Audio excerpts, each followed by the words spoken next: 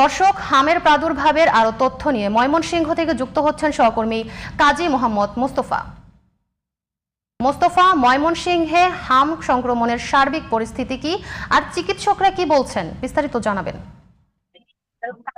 জি মুক্তা, ঠিক যেমনটি বলছিলেন, আমি এই মুহূর্তে আছি ময়মনসিংহ মেডিকেল কলেজ হাসপাতালের ইমার্জেন্সি সামনে।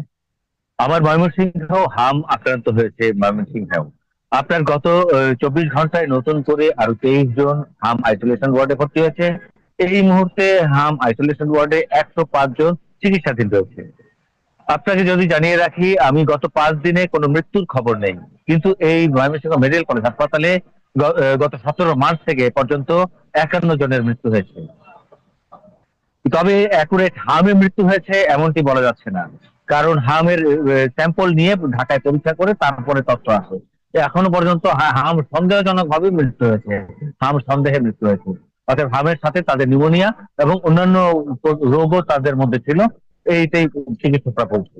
আর চিকিৎসকরা সর্বোচ্চ সেবা দিয়ে যাচ্ছে আমার হাম আইসোলেশন ওয়ার্ডে।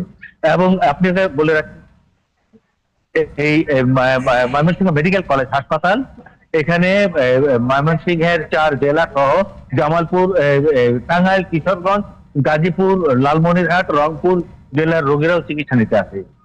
1000 শয্যার এই হাসপাতালে দ্বিগুণ, 3 গুণ, 4 গুণ পর্যন্ত রোগীর এখানে ভর্তি হয়। অতএব ডাক্তাররা সর্বোচ্চ সেবা দিয়ে যাচ্ছে চিকিৎসা নেওয়ার জন্য।